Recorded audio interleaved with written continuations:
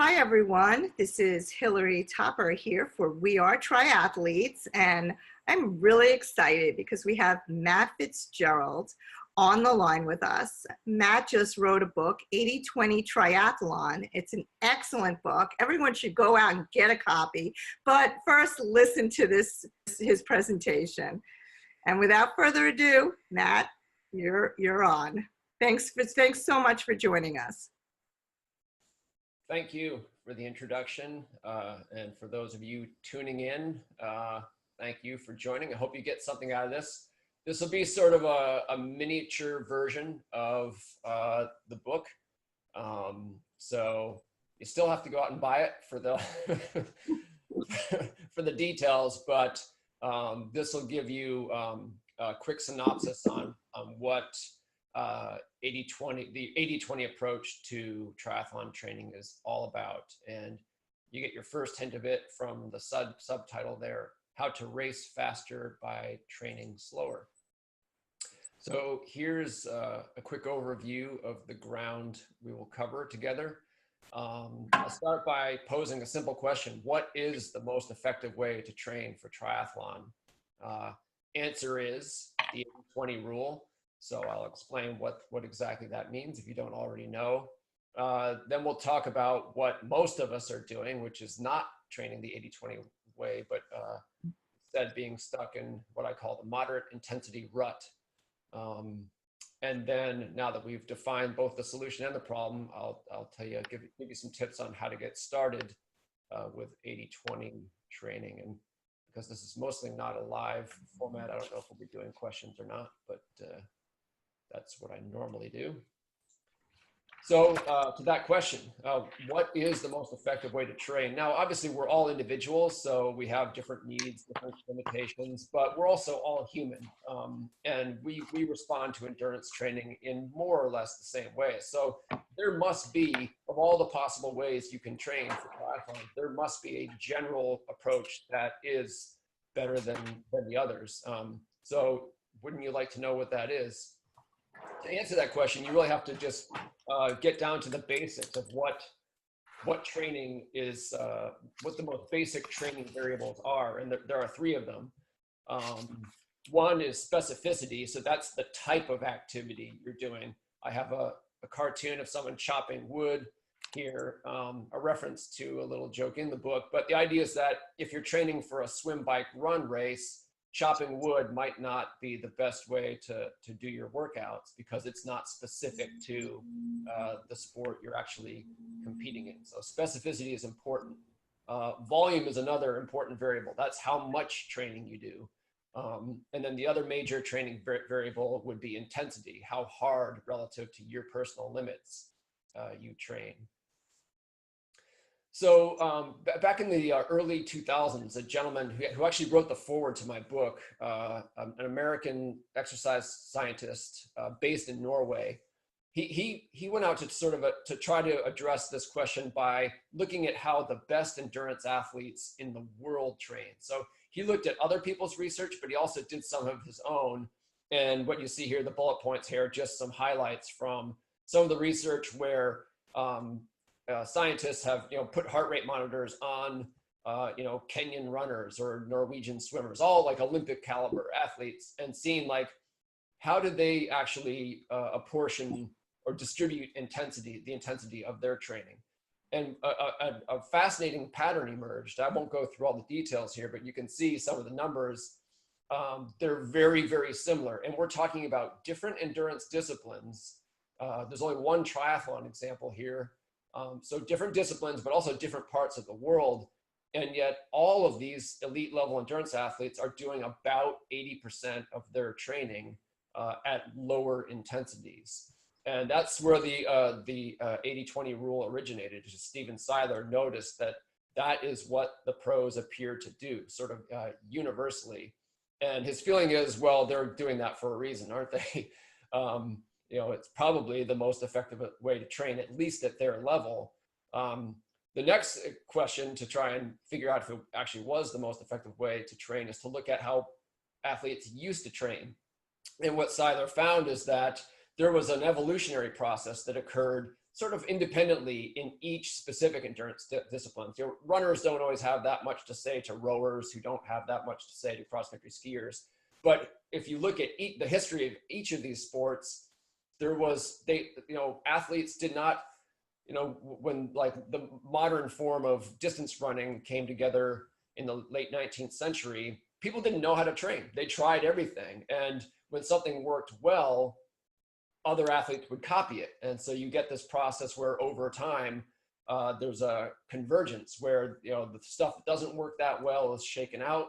The stuff that does work well kind of spreads throughout the global population of elite level endurance athletes. So here's an example from the greatest runner who ever lived as of 1954 was a Czech runner named Emil Zatopek. And his training consisted of all high intensity intervals. Now, this was a big innovation. Like high intensity intervals weren't really a thing until the late 1940s. Zatopek decided, hey, if a little's good, a lot must be better. So he did incredibly high volumes of all high intensity intervals, and he set a bunch of world records, won gold medals. So it looked like the most effective possible way to train. But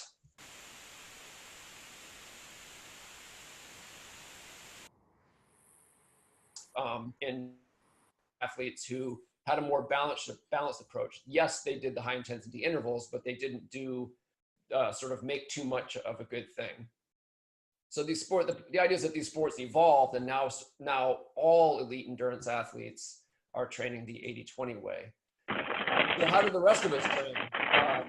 Interestingly, if you go below the elite level, recreational level endurance athletes do not do the 80-20 thing. There have been some studies where exactly what Seiler did with elite athletes has been done with club level or age group level athletes. So there was one study done with Scottish athletes training for an Ironman triathlon, and they spent, rather than 80% of their weekly training time at low intensities, they did less than 70%. And mind you, these are athletes training for an Ironman. So that, a long distance event, a lot of volume, but even they were sort of stuck in this moderate intensity rut. Interestingly, the scientists who did this study also found that the athletes did not get fitter over 6 months. I looked through it, but I wasn't sure. They're training a lot, but they were actually, according to the physiological tests they underwent, they actually did not get any fitter. So they might have been doing not enough low intensity and too much moderate. And with runners, it's typically even worse. The typical, even competitive recreational runner spends about half of his or her weekly time at a moderate intensity. And we'll get into what I mean by low, moderate, and high in just a moment. So the question is, the assumption is that the pros are doing the 80-20 thing because it works better. But we're not all pros, right? We don't have the genes they have. We don't train as much as they do. So it's a legitimate question, okay, it may work best for those people, but does it also work best for us?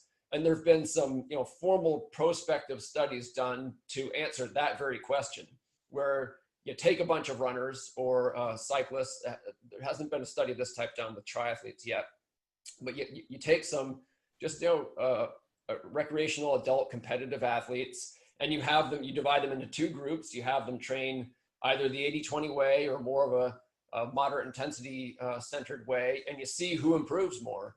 So this comes from a study that Steven Seiler was involved in, where they took club level Spanish runners, had them do a 10K before the start of the training and then after the end of the training. And what you see is everyone improved. And this is why it's easy to miss out on the opportunity that 80-20 training represents, because you might be stuck in the rut and you do improve and you think, well, it works. But the question is, could it work better? And what this study shows is that the runners who did the 80-20 thing improved their 10K time by 7%, whereas those who were doing most of the time in the moderate intensity rut improved by less than 2%. So that's a huge difference. So yeah, you can get better by being stuck in the moderate intensity rut, but you can really realize your full potential, even if you don't have elite level genes, even if you're not doing elite level training volume, by following the 80-20 rule. So basically training like the pros works even if you're not a pro. So, question is, why? What? Because it's a little bit counterintuitive, right? Like, wait a minute, I'm going to get faster in races by slowing down in my training. So Steven Seiler, who you see pictured there, he's also taken a look at trying to answer that question. And to get back to the definitions of these intensities, it seems like the important borderline that marks the boundary between low and moderate intensity is something that's known as the ventilatory threshold. We've probably all heard of or are familiar with the lactate threshold. The ventilatory threshold is actually distinct from it, but it actually may be more important and relevant. It's close to it. It's just a little bit lower in most athletes. And it's the point where if you're gradually increasing the intensity of your swimming or cycling or running, there will be a point where your breathing rate kind of spikes. It's still a fairly low intensity, so it's not the hyperventilation point, but it's something that if you're actually having your breathing measured, the machine would notice. And what's important when you cross that threshold is that your brain has to suddenly work harder to recruit fast twitch muscle fibers, because basically your muscles are demanding more power, but in order to supply them, your brain has to activate a completely different type of muscle tissue. And because it all starts in your brain, what that means is when you cross that threshold, that effort, even though you're just going from right below the threshold to right above it, not a big increase, your autonomic nervous system is a lot more stressed by efforts, even slightly above that threshold, which means it takes more time to recover from them. Now, there's absolutely nothing detrimental about training above the ventilatory threshold. The trouble is, if you actually mean to be below it, if you mean to do a low intensity workout, but you end up unconsciously a little above it, and you do that day after day after day, what you're doing is placing an unnecessarily great recovery burden on your body, and you never really fully recover from the training you're doing, and therefore you don't adapt to the training you're doing as much as you could. So if you just take the same amount of training you're already doing and redistribute a bit, and we're not talking about, people think, oh, slow down to get faster, I have to walk instead of run. No, it's not that drastic at all. Like the typical, just take running example as an example, the typical triathlete is running their quote unquote easy runs, maybe 20 seconds per mile too fast. But the point is, those 20 seconds are crucial. Like if you just make the effort to restrain yourself, hold yourself back consistently, get yourself from above to below that threshold, you're going to get a lot more benefit from the same amount of training you're already doing, and you will feel the difference too. You'll feel fresher both on your easy days and on the days when you're supposed to train hard, and then you'll perform better in the days when you're supposed to train hard. The next obvious or natural question to ask is, well, why do we all get stuck in this moderate intensity rut? We see that the pros don't. They do the 80-20 thing, and then it seems like the rest of us are stuck in this rut. Why? In the book I go into, I've made this laundry list of no fewer than 8 different reasons. So that means because there are multiple reasons we get stuck in this rut, it means there are multiple obstacles we have to overcome to break out of it and start training the 80-20 way. Just to go through them quickly. One is that if you have elite level genes, like a world-class male triathlete can go out and run at 5.5 minutes per mile. And that's actually low intensity for them. It's fast, but it's low intensity. The rest of us don't have that luxury. And actually, if you're older and you're just starting off and you're maybe a little overweight, you might be very close to the ventilatory threshold the moment you transition from a walk to a jog. So you don't have a ton of room to work with. Now, everyone has a low intensity range, but you have to be show a little bit more restraint if you just aren't super fit. The good news is you can build that range, but that is one reason we tend to stray above the ventilatory threshold when we don't mean to. Another is that as non-elite athletes, we do train at much lower volume. And if you take a professional level Ironman specialist who's training upwards of 25 hours per week, if they did half of their training at moderate intensity, the way the recreationals do, they would they would disintegrate because that is just, even they, when they're young and gifted, could not handle that. If you're only training, 8 hours a week, 9, 10 hours per week, you can quote unquote get away with doing too much moderate intensity. You're holding yourself back, but you might not even realize it because you're not doing that crazy volume that would expose, the flaw in the balance of your training intensities.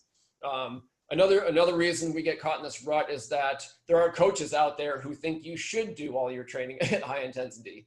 And so, coaches like me get frustrated and pull our hair out because, there are competing messages coming from other sources.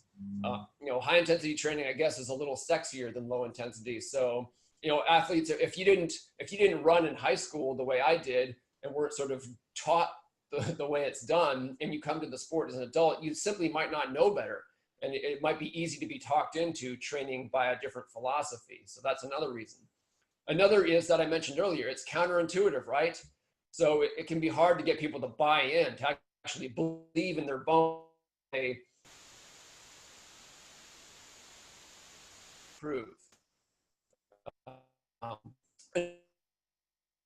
When you're training around other people or you're sharing your training through social media, you want to put up good numbers, right?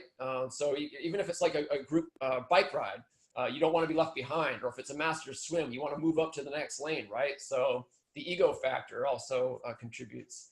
There's what I call the natural pace compromise, which is when you just go out and do something without thinking about, swimming, cycling, running, without thinking about your intensity, we tend to adopt a pace that compromises between getting it over with. And if you want to get a workout over with, you go fast, right? But we also don't want to suffer unduly. So if you want to get a workout over with, but you don't want to suffer too much, where do you end up intensity-wise? Moderate, right? You get it over with, but you don't suffer too much. And then, so it's interesting because scientists have wondered, like what is it that actually determines what someone's natural, just going for a run pace is or going for a ride pace is? And it's not done by physiology. We do it by feel, by perception of effort. If you're familiar with the Borg scale of perceived exertion, it goes from 6 to 20. It's the weirdest scale in the world. 6 is like the easiest effort imaginable. 20 is, oh my goodness, I'm working as hard as I possibly can. I need to stop now. What people do over and over and over again, if you just say, go out for a run, choose your own pace, they end up at 12.5 on that scale, right in the middle, because they're doing it by feel. And that just happens to be a little bit above the ventilatory threshold. So we just naturally feel our way to an intensity that's just a little too high to be doing day after day after day. Intensity blindness is another factor.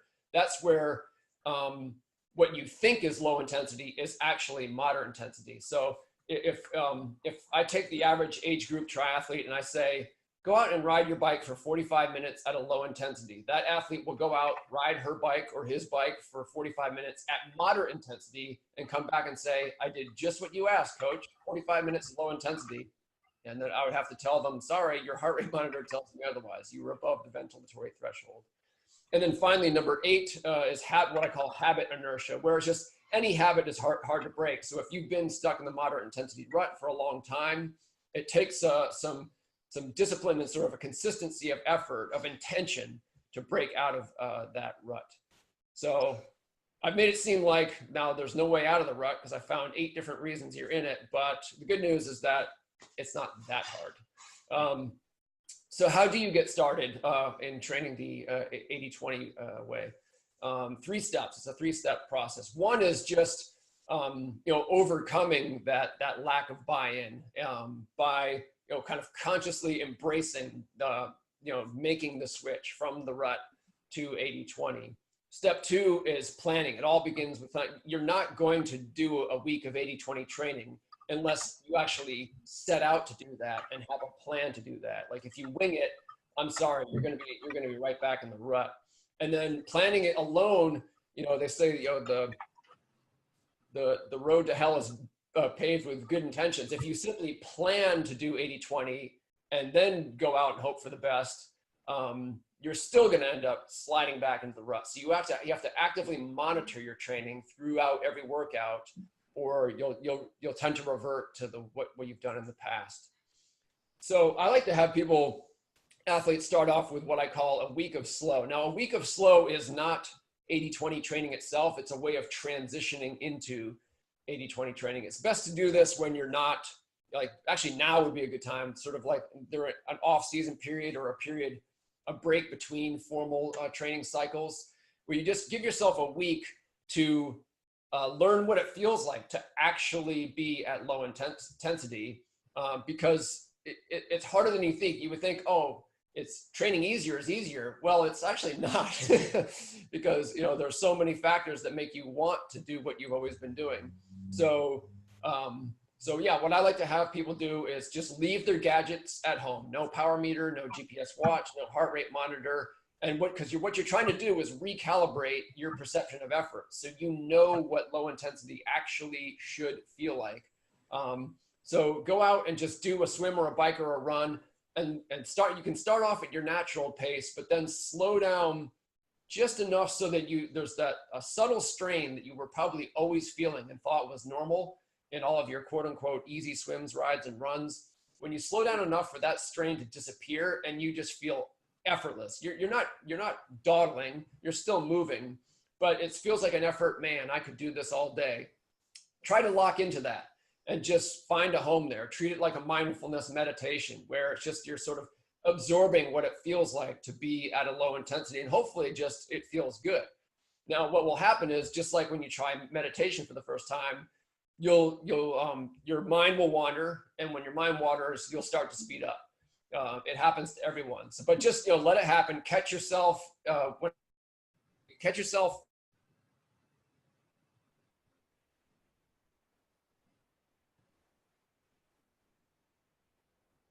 effort your first out of this sort to be short, because it is actually mentally it's kind of mentally exhausting, but even though it's physically easy. But over the course of the week, you can go a little further, a little longer with these low intensity efforts with no gadgets.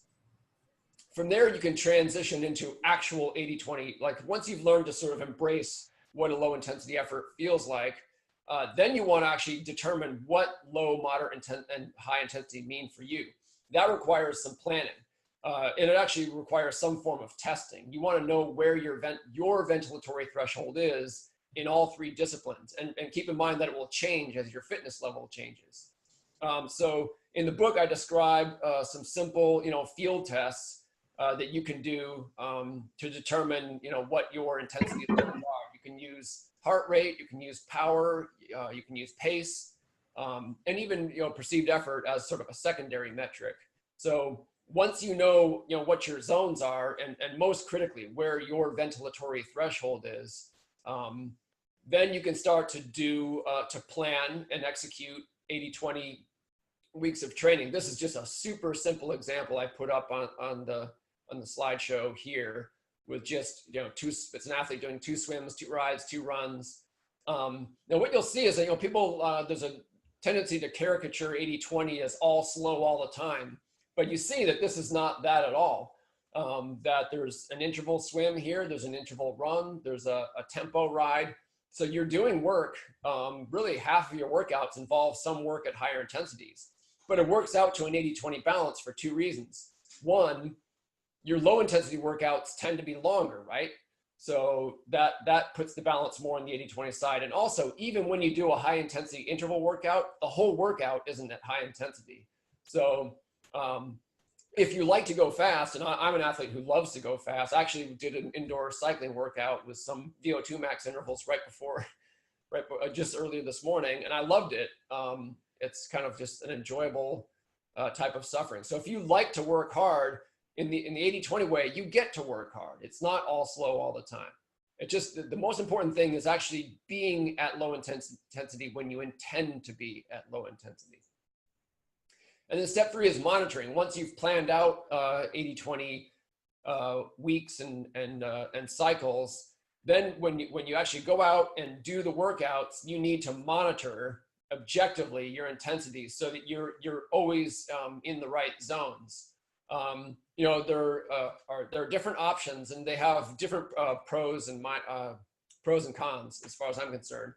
Heart rate, I find it's really, it works well for holding athletes back when they need to hold themselves back. And that means in low intensity sessions. So recovery workouts, just bread and butter aerobic sessions, a lot of your long endurance sessions when you want to be going at low intensity, because heart rate isn't a performance metric. Like you can't really show off a good heart rate number, right?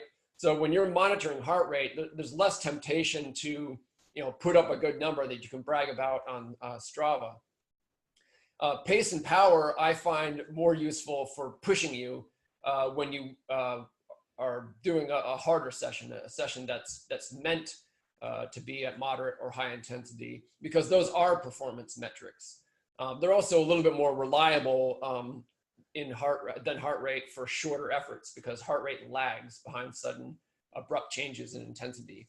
And then perceived effort is not, it's not objective the way pace, power, and heart rate are, but it's always on. Like you are always perceiving your effort, and it's important to still pay attention to your perception of effort. I think it should always get the final say in determining your exact intensity, because let's face it, you race by feel.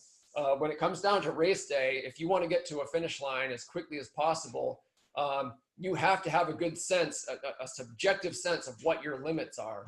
So the gadgets are tools, but you don't want them to be crutches. So it's really important to always monitor how you feel, even as you're monitoring the objective metrics as well.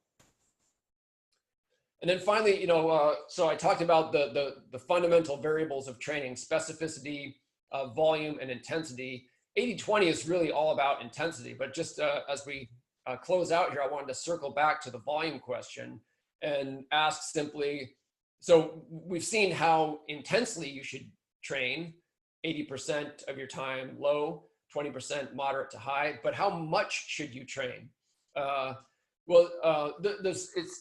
It's tempting to think that your volume of that how much you train should determine how intensely you train.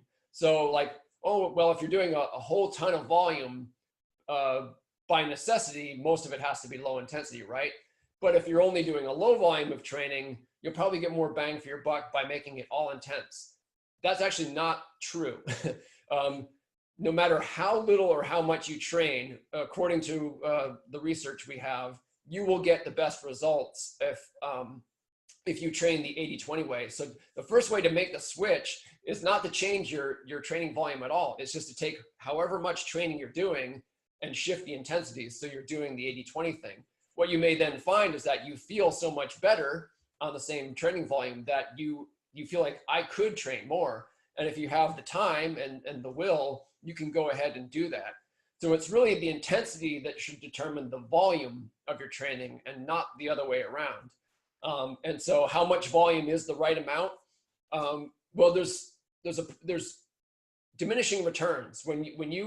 If you go from 0 hours per week to 1 hour per week of training, you will get a huge benefit from that 1 hour you do.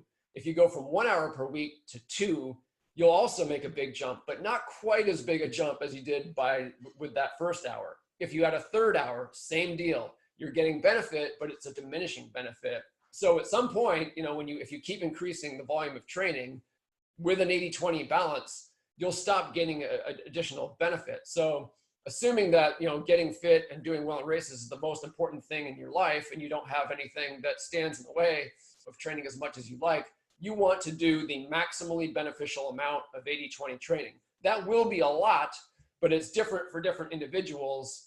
And your limit will increase as you develop as an athlete. Most of us are limited more by lifestyle constraints than we are by actually physically what we could handle.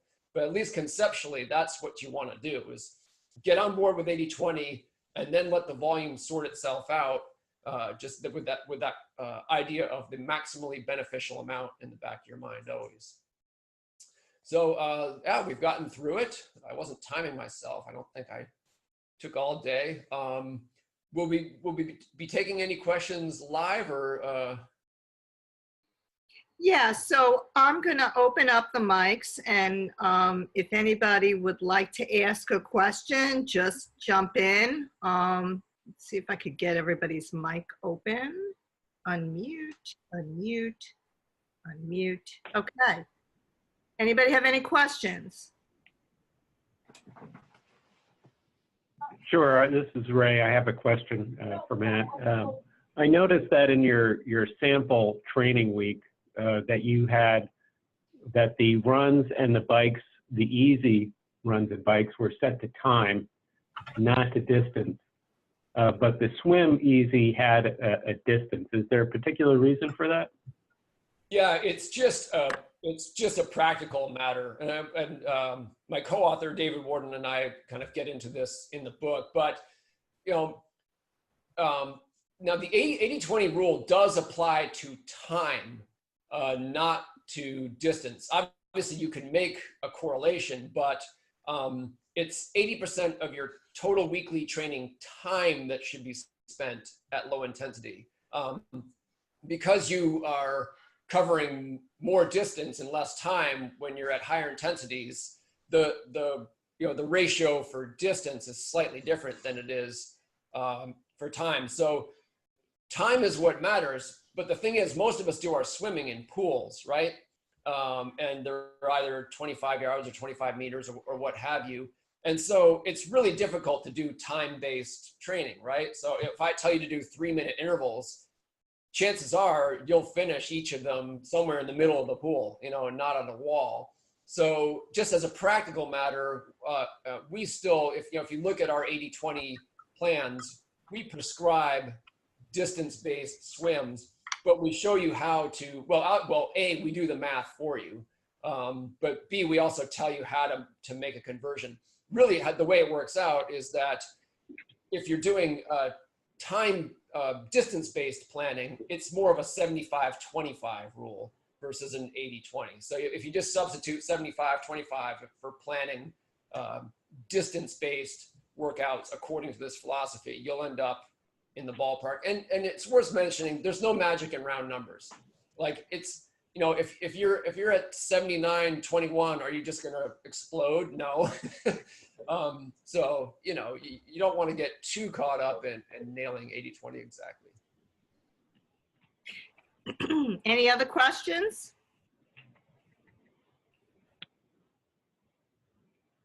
Hi, Hillary. Can you hear me? Yes. This is Ime.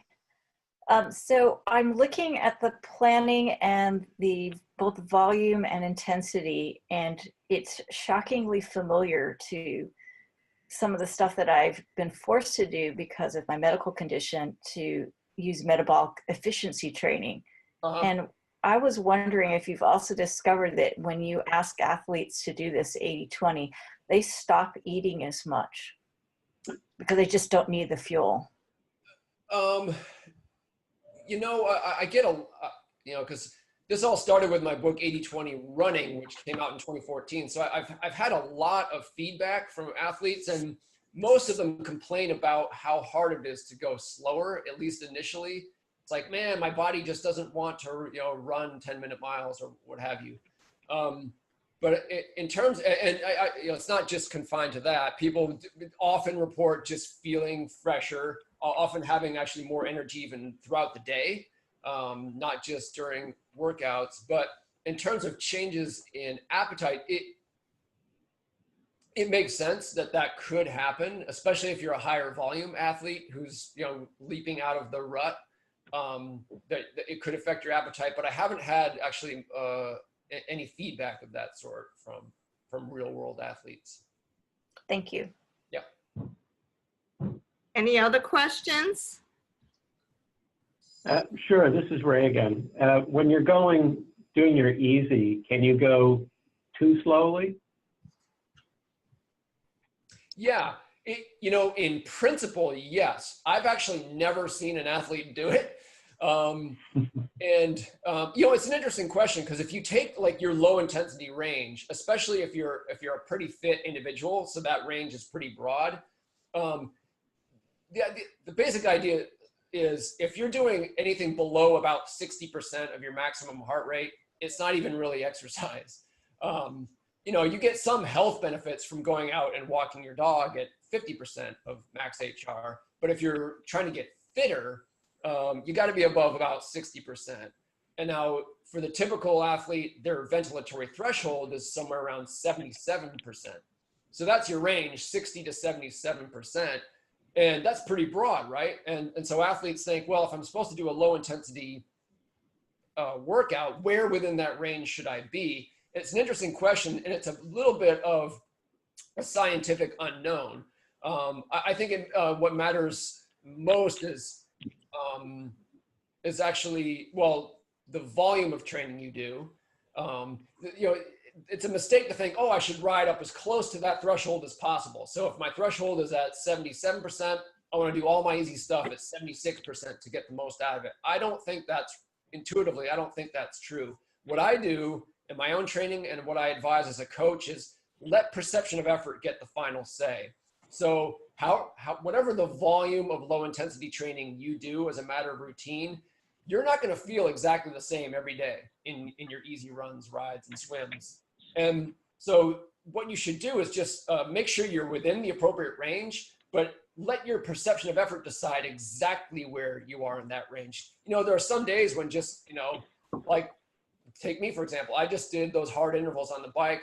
I might feel kind of flat tomorrow when I do an easy run. And if I do, it's going to be a slower than normal easy run. And I think that's actually the best way to go, is actually to listen to your body and go ahead and do that.